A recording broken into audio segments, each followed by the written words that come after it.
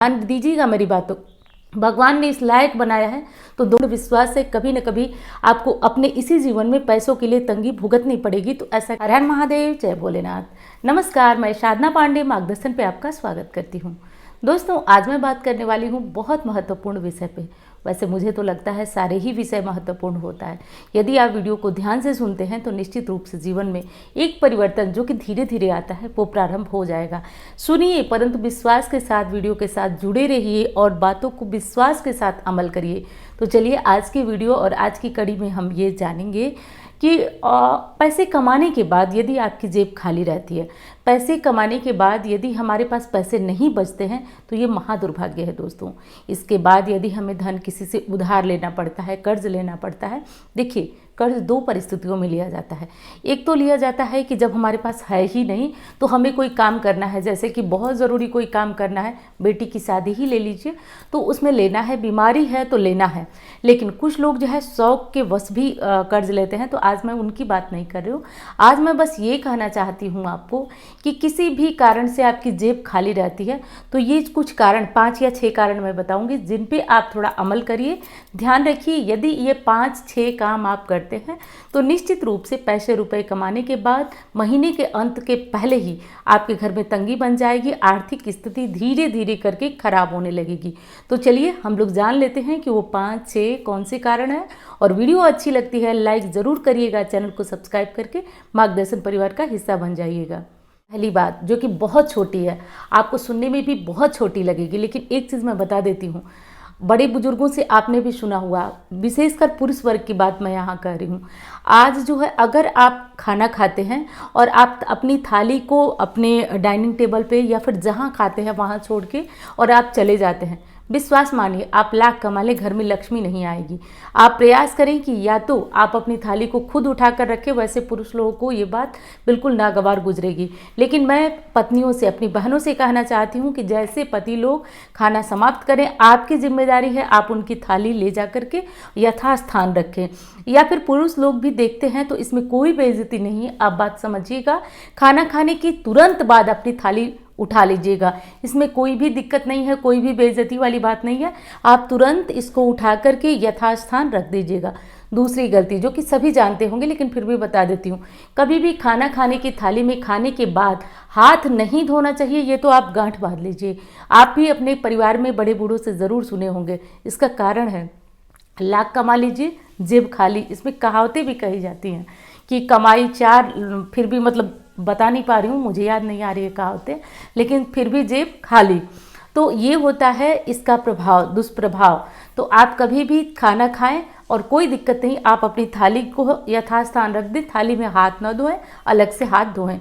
थाली को तभी आप छोड़कर जाएं जब कोई तत्पर है कि तुरंत आप खाना खाएं और तुरंत वो थाली उठा ले, तब आप थाली को छोड़ के जा सकते हैं। एक चीज़ कही गई है, यत्र पूजयन्ते नारी रम्यन्ते तत्र देवता।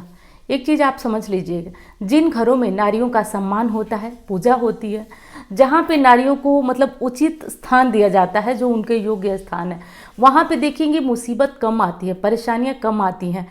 लेकिन यदि आप कोई नारी परेशान है, दुखी है, देखिए आप अपनी बाहर की समस्याओं को ले आकर के घर में उनको डांटते हैं, उनको परेशान करते हैं किसी भी तरह से। कभी खाना थोड़ा अच्छा बन गया, बुरा बन गया, तो चलिए हाथ है, आप भी थोड़ा सा एडजस्ट कर लीजिए। और कभी भी बिना बात के, बिना वजह नहीं डांटा जाता है। प्रयास करिए, क्योंकि देखिए आप तो चले गए अपने काम पे कुछ बोल करके, और आप सोचिए ना, पीछे से कोई स्त्री रो रही है, आपकी पत्नी हो सकती है, आपकी बच्ची हो सकती है, किसी चीज़ के लिए आप चले गए और वो रो रही हैं। आप सोचिए आपके परिवार में बरकत कहाँ से आएगी, आपके जेब में धन कहाँ से आएगा। तो कभी भी इस चीज़ का ध्यान रखिएगा और इस चीज़ का बिल्कुल ध्यान रखिए कि घर में किसी का अपमान न होने पाए। जिसका जैसा स्थान है उसको वैसा स्थान ज़रूर दिया जाना चाहिए। तीसरे नियम की बात कर लेती हूँ। तीसरे नियम की बात कर रही हूँ कि जब कभी कभी क्या होता है कि परिवार में पैसों को लेकर बात होती है, कई लोगों की ये आदत है पैसों के बारे में भी अपशब्द कहने लगते हैं। जैसे बोलूँगी नहीं, आप समझ सकते हैं। जैसे कभी कभी तो इतने गुस्से में लोग होते हैं कि नोट को लो, दो ऐसे करके फेंकने लगते हैं। ये गलती कभी नहीं करनी चाहिए। धन सीधा माँ लक्ष्मी का स्वरूप है, इसीलिए तो आपको बार बार कहा जाता है सिक्के की पूजा करिए, पैसे को ये करिए वो करिए। क्यों करिए? ये एक साक्षात स्वरूप है माँ लक्ष्मी का।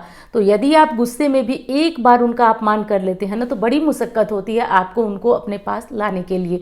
कभी भी ये गलती मत करिएगा कि आप धन को मतलब गुस्से में हैं, विशेषकर पत्नियाँ पति कोई भी, तो पैसे को फेंक दिए कि लो दो, ऐसे मत करिए। एकदम उनको सम्मान रखिए। यदि आप उनका सम्मान नहीं करेंगे तो जीवन में निश्चित रूप से धन की समस्या आपको आएगी। तो चाहे, और एक चीज़ और होती है, बहुत सारे बड़े लोग होते हैं, देखिए जो कहना नहीं चाहूँगी मैं, पैसों को ऐसे फेंक करके किसी के ऊपर न्यौछावर करते हैं। ये तो महा गलती है।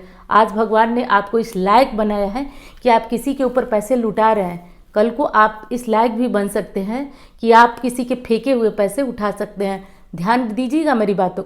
भगवान ने इस लायक बनाया है तो दोनों हाथों से दान पुण्य कीजिए। आप जीवन में इतना करिए कि आगे की पीढ़ियां भी आपकी ये याद करें कि आपने क्या किया, और आप तो जो सुख भोगेंगे। तो कभी किसी गलत चीज़ पे पैसे लुटाना, पैसे फेंकना, ये आपको भविष्य में आने वाली कंगाली की तरफ ले जा सकती है।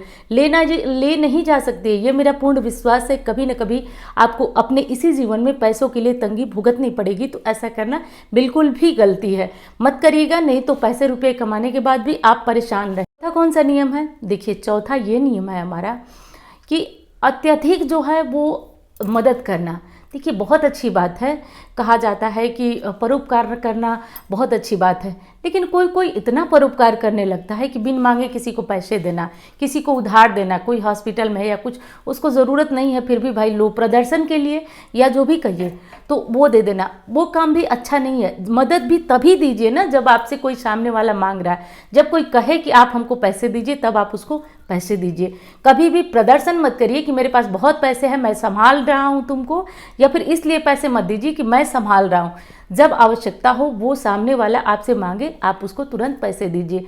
तो परोपकार करिए, लेकिन इतना भी बड़ा परोपकार दानी महादानी बनने के लिए मत करिए कि आपकी स्थिति खराब हो जाए और आप परोपकार करके और फिर से कर्ज लें, कर्ज का जो सूद ब्याज जो होता है उसके भरने में आपकी स्थिति खराब हो जाए। तो मेरी बात का ध्यान रखिएगा, हमेशा चीज़ों को ध्यान रखकर और तभी किया जाता है।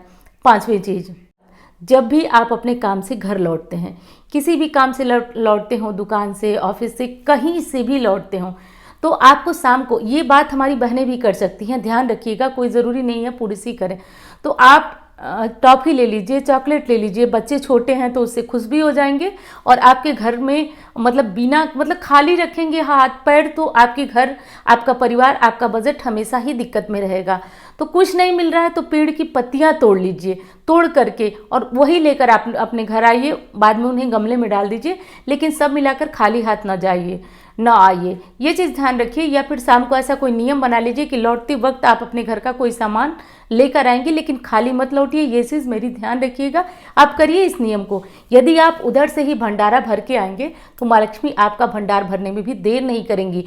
तो जो फालतू की चीज़ें होती हैं जो आपको अपने जीवन में दिक्कतों का सामना कराती हैं, देखिए कभी कभी कई परिवार ऐसे हैं, धन तो खूब कमा लेते हैं, लेकिन महीने के अंत तक इनसे उनसे मांगा मांगी शुरू हो जाती है। ये सब क्यों होता है? अपव्यय के कारण।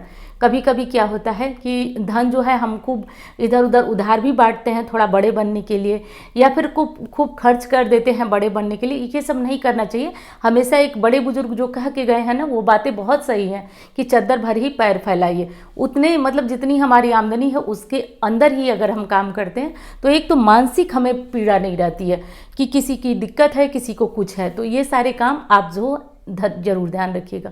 एक चीज़ अंतिम में बता ही देती हूँ आपको, अपने पर्स में, जेब में कभी भी बिल, पर्ची, डॉक्टर की पर्ची हो गई, सामान की बिल हो गई, या फिर अन्य कोई ऐसी चीज़ जिसको लिख के रखने की आपकी आदत है, बार बार पे लिखते हैं आप, बात बात पे उसको फाड़ते हैं, ये सब मत करिए। कम से कम जो है नोट के साथ तो बिल्कुल भी मत रखिए बिल, पर्ची, उसको अलग रखना ज़रूरी है। तो पर्स के अलावा किसी अलग पॉकेट में रखिए, जेब में रखिए, या फिर बहनें हैं तो ध्यान रखिए, आप लोग तो मत रखिए, और रखना भी हो तो अलग रखिए। नोट के साथ या फिर नोट वाले पर्स में आप बिल्कुल भी कोई बिल, कोई पर्ची, कोई खर्चे वाली चीज़ न रखिए। ये छोटी छोटी बातें हैं, ये नहीं है कि आपको खूब सारे धन बरसा दें। और एक चीज़ और बताऊँगी, ये कोई उपाय नहीं है, ये कोई उपाय नहीं है, ध्यान रखिएगा। ये एक नियम है जो कि आपको सबको ध्यान रखना है। तो ये एक नियम है, उपाय नहीं है। इससे कोई चमत्कार और कोई परिवर्तन नहीं आता है, लेकिन आप ऐसा करते हैं तो धीरे धीरे आपके पैसे गलने लगते हैं, बहने लगते हैं, और पैसों की तंगी आने लगती है। वीडियो कैसी लगी बताइएगा ज़रूर। अच्छी लगती है तो लाइक ज़रूर करिएगा, चैनल को सब्सक्राइब करके मार्गदर्शन परिवार का हिस्सा बने।